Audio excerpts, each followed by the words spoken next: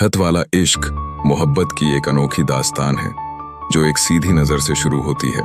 आर्यन बेकार होते हुए भी अपने दिल में एक आग रखता है जो काव्या की प्यारी मुस्कान से और ज्यादा भड़कती है।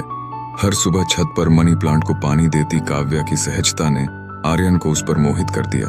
वह हर सुबह अपनी किताब के बहाने अपनी छत पर बैठता है जबकि उसकी नजरें काव्या पर टिकी रहती हैं। इस रोजमर्रा की आदत में उस दोस्त की बात फ्लैशबैक में घूमती है जो उसे पूछता है कि यह इश्क है या नौकरी की तलाश।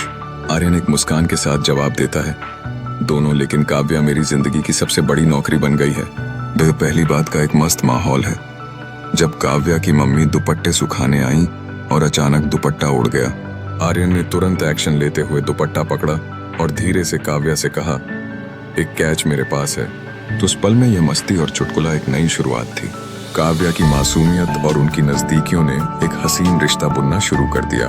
आर्यन की हंसी में छुपा प्यार अब धीरे धीरे बाहर आ रहा था। इस चुप्पी के बीच इश्क पनपने लगा।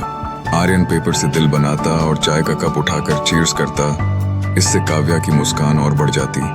यह बगैर शब्दों के इश्क था जो नजर से बातें कर रहा था। एक दिन जब बारिश ने दस्तक दी और आर्यन छत पर नहीं आया, काव्या को चिंता होने लगी।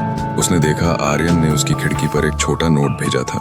यह वो पल था जब मोहब्बत ने एक नया रंग चढ़ा लिया और दोनों के बीच की खामोशी को तोड़ने का वक्त आ गया। अगले दिन जब आर्यन वापस आया तो उसकी सिर की पट्टी बंधी थी। काव्या ने अपनी छत पर फेरी लाइट से यस लिखा। आर्यन की खुशी का ठिकाना नहीं था। काव्या के उस कमेंट ने हर सवाल का जवाब दे दिया। उन दोनों के दिलों की धड़कनें अब एक रस्सी से बंध गई थीं। छत वाले उस इश्क का सफर अब मामूली नहीं रह गया। हर दिन छोटी छोटी चिट्ठियां अब प्रेम के एक नई अध्याय को लिख रही हैं। इश्क अब भी उस छत से चलता है और दिलों के बंधन को मजबूत करता है।